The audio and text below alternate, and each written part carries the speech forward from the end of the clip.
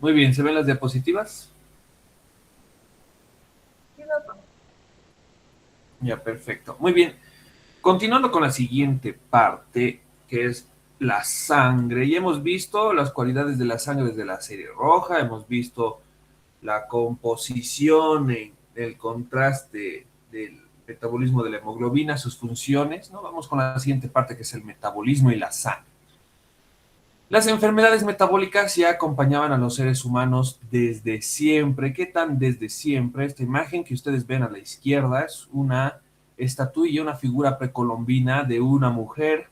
Estos son puntos que parecen puntos chakra, muy parecidos a los que se estudian en algunas rangas del budismo no Shmili. Sus glándulas mamarias, que es por lo que sabemos que es una mujer, su morfología, que es ginecoide, a diferencia de la masculina, que los hombros los tienen más anchos en las figuras precolombinas, que los hacen androides. Y llama la atención esta figura que estoy marcando con el puntero láser, que es una representación de un bocio. Esta era una glándula tiroides enmarcadamente grande que estaban dejando en representación de que estaba cursando con una enfermedad de este órgano.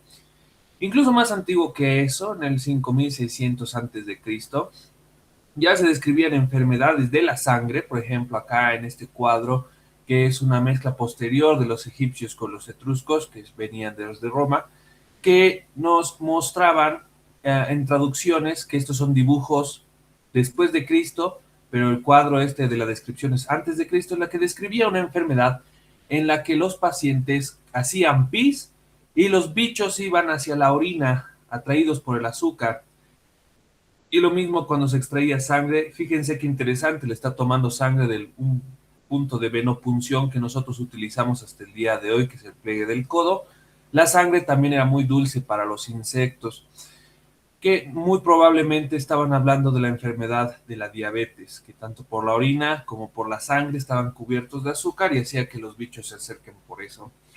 Las enfermedades metabólicas ya las hemos visto desde el complejo hematológico, ¿no es verdad? Aquí la extracción de la sangre de los vampiros y otras enfermedades relacionadas con teratogénicos, muy marcados, asociados a las relaciones sexuales entre familiares, con marcado hirsutismo que le daban este aspecto a los individuos. Y otras enfermedades metabólicas, por ejemplo, aquí en el siglo XVIII, ¿no? Este es un cuadro del año 1718 en el que se figura a un ilustre violinista con el diablo bajando literalmente, subiendo al del infierno, trayendo un yelmo candente, tocándole el pie. ¿Alguien se da cuenta qué enfermedad es esta? Pie diabético. El pie diabético no duele, y este está un hierro incandescente. Gota, doctor. Correcto. Esto es gota, solo que no sabían cómo explicarlo y lo dibujaban de esta forma, castigo demoníaco. Imagínense en el siglo XVIII. La gota es por déficit de hipoxantín fosforribosil transferasa, como ustedes bien deben saber por bioquímica, yo creo. Bien, para entender el proceso de la sangre en relación a lo que nosotros conocemos como metabolismo, es importante diferenciar que nosotros tenemos que clasificar las hormonas de acuerdo a su grado químico. Imagínense ustedes qué interesante. Entonces tenemos la clasificación química que son las hormonas peptídicas, las hormonas esteroideas y las hormonas amínicas.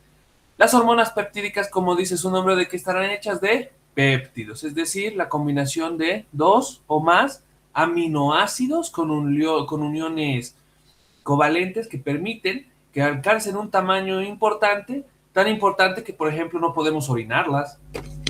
No son moléculas demasiado grandes para pasar por la taza, por la barrera de filtración, entonces no forman parte de la taza de filtración glomerular. Las hormonas esteroideas, como dice su nombre, están hechas a base de bioquímicos, Esteroides. perdón. Las hormonas esteroideas están hechas a base de colesterol, Fakers. Y las hormonas amínicas, como dice su nombre, son solo uniones simples, es decir, sin uniones covalentes de grupos aminos, que corresponden a las catecolaminas y a las hormonas tiroideas. El síntesis y almacenaje de las hormonas peptídicas es bastante extenso y se secretan en modo de vesículas. Ya les voy a mostrar cómo son las vesículas intracelulares. Las hormonas peptídicas se liberan por exocitosis, es decir, que si las vesículas se acercan a un borde, al borde de la membrana celular, el borde se reabsorbe y libera el contenido de la hormona hacia la sangre. El transporte en sangre de las hormonas peptídicas, las hormonas peptídicas son hidrosolubles, entonces se disuelven en plasma, es decir, se transportan rápidamente. La vida media es corta, dado que rápidamente llegan a su sitio de acción, ¿no? Y los receptores para las hormonas peptídicas son la membrana celular. La respuesta, ¿no? Se debe a un ligando. Tiene que haber un ligando dentro de la célula, normalmente asociado al núcleo o al retículo endoplasmático rugoso, que permite la activación de segundo mensajero. El objetivo final es la modificación de las proteínas existentes y palabra clave. Entonces, palabra clave de las hormonas peptídicas, síntesis de proteínas. Eso es lo que debe hacer una hormona peptídica. ¿Cuáles son hormonas peptídicas? La paratormona, etcétera, etcétera. Hormonas que no estén hechas a base de aceite, a base de colesterol. Las hormonas esteroideas, ¿cómo contrastan? El síntesis y almacenaje es por demanda, es decir, que no están sintetizados. Mira, las hormonas peptídicas se almacenan en vesículas. Quiere decir que frecuentemente, todo el día, todos los días, se están sintetizando, pero están almacenadas dentro de las células que las sintetizan y cuando las necesitamos se liberan. Las hormonas esteroideas no están almacenadas, se liberan a demanda. Cuando nosotros necesitamos las hormonas, se sintetizan ese rato se liberan, ese rato se acaban y listo, ya no se almacenan. ¿Cómo se introducen dentro de la célula? A través de difusión simple. Entonces, aquí fíjense qué interesante es esto. Las hormonas peptídicas, ¿no es verdad? ¿Cómo se salían de la célula? ¿Cómo se liberaban? Por exocitosis. Es decir, es sintetizado mi insulina y la célula beta pancreática, ¿cómo la libera? A través de exocitosis. Es sintetizado aquí en difusión simple, es sintetizado aldosterona, que es una hormona esteroidea. ¿Cómo la libero? A través de difusión simple. Y ahorita vamos a explicar cómo hace esto. ¿El agua y el aceite se mezclan? No, No, porque son de densidades diferentes.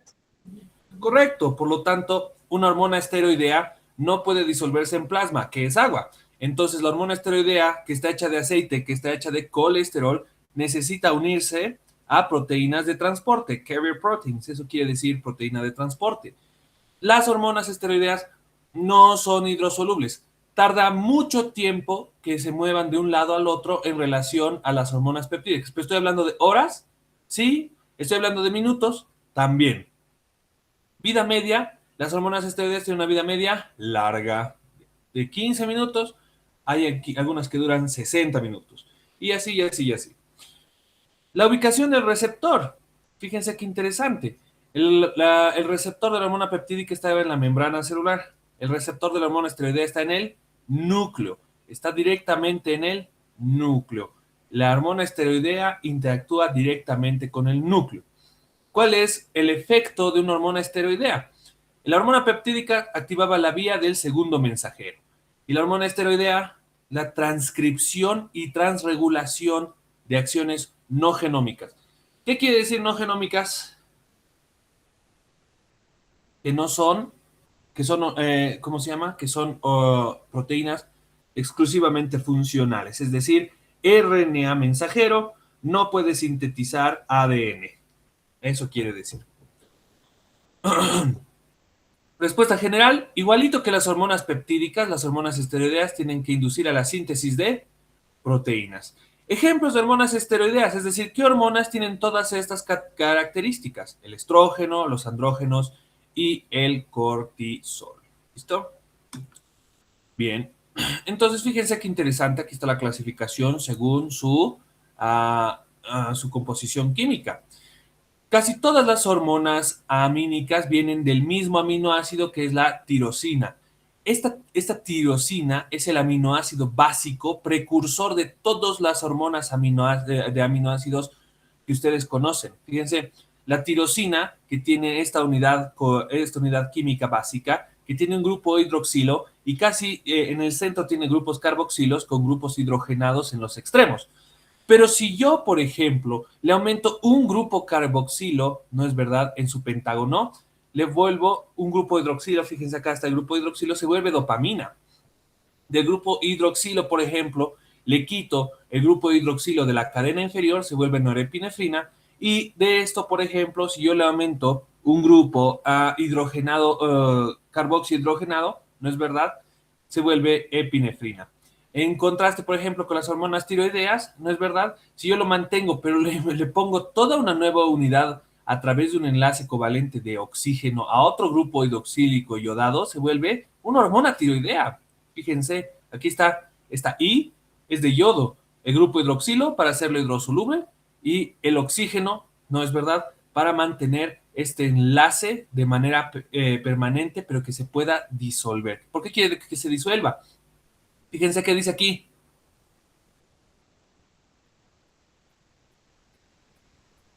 ¿Alguien me alcanza a leer?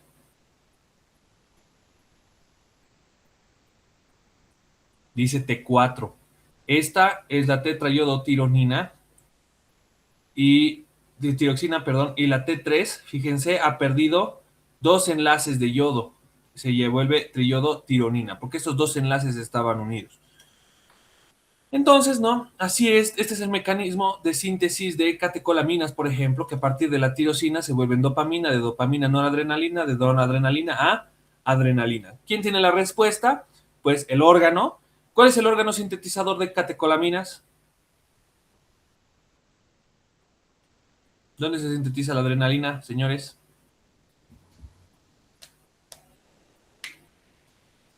¡Pucha! Glándula suprarrenal. En la glándula suprarrenal, ¿qué parte? ¿Qué parte de la glándula suprarrenal? Muchachos, parece que no saben nada. Les voy a tener que dejar una tarea muy cerda en la médula, ya muy bien. Entonces, vamos con las hormonas peptídicas. Fíjense ustedes. Las hormonas peptídicas, antes de liberarse, tienen este aspecto. Fíjense, aquí está dentro de la célula, que es la preprohormona. Las preprohormonas, ¿no es verdad?, van separándose a través de sus enlaces covalentes, les han quitado los enlaces covalentes a través de reacciones químicas, y queda, ¿no?, los fragmentos de la hormona en sí misma. Cuando solo quedan los fragmentos unidos y queda el aminoácido más básico se separa, se llama prohormona.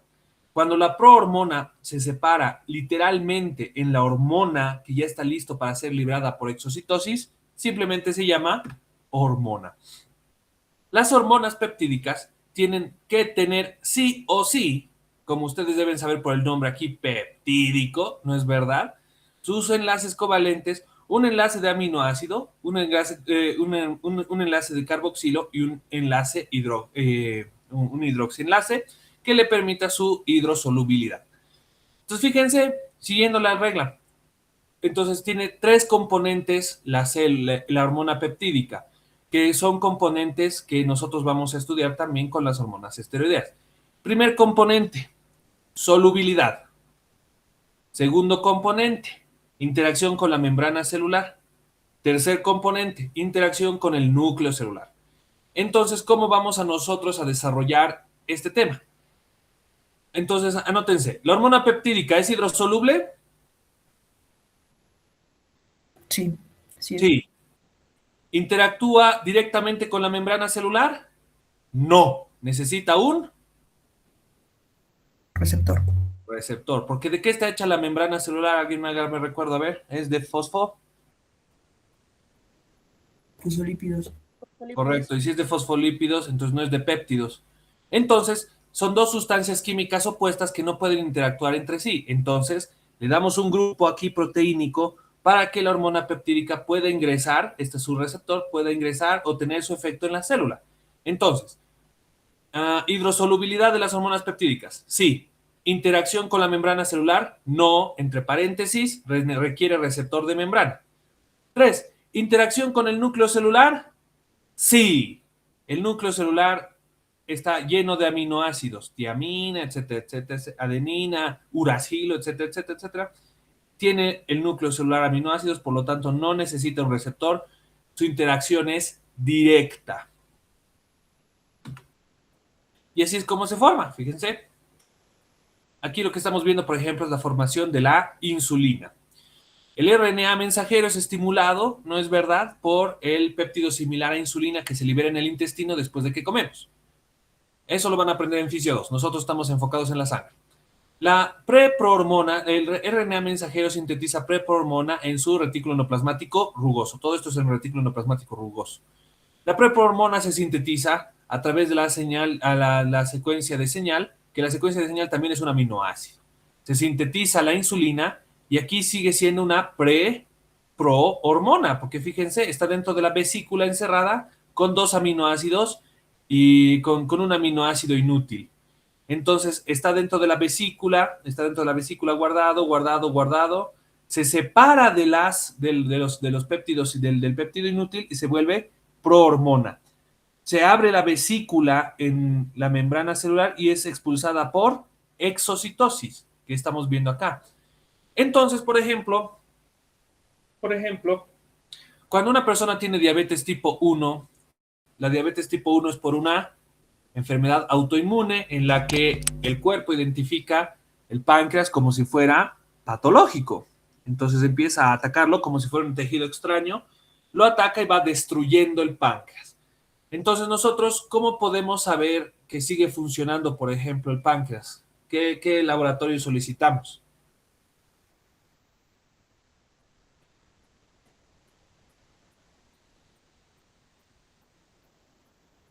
Jodido, ¿no? Porque no podemos hacer conteo de insulina. Para diagnosticar que un paciente todavía le sirve el páncreas, pedimos péptido C. Aquí está. Porque si se han dado cuenta, siguiendo este esquema, por ejemplo, aquí tenemos una molécula de insulina, otra molécula de insulina, pero siempre se libera con péptido C, fíjense. No podemos liberar insulina sin liberar este péptido inútil que se llama péptido C. Entonces, si yo hago un recuento de péptido C, puedo hacer sí o sí un recuento de insulina, porque se liberan en formato de proinsulina. Entonces, por ejemplo, ¿no? Aquí, pasando, ¿ya? Aquí tenemos toda la cadena y esta es una buena imagen porque me permite entender la siguiente parte que es las hormonas esteroideas. Aquí está el colesterol, fíjense.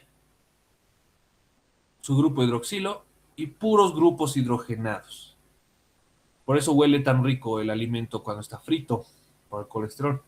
Entonces fíjense cómo el colesterol, tú le quitas una cosa, por ejemplo 17 alfa hidroxilasa, que quita grupos hidroxilados en la cadena 17, la 17 ventiliasa, pero fíjense qué interesante, ustedes independientemente de qué enzima le pongan, el colesterol se puede volver pregnenolona y de ahí progesterona, de progesterona, deoxicortisona, aldosterona, ¿no? Deoxicortisol, estriol, cortisol, androstenediona, estrona, estradiol, testosterona, dihidroepiandrostenediona, androstenediol, dihidroepiandrostenediona, que este es el responsable de que la próstata se vuelva gigante después de los 60 años. A mí ya me preocupa eso.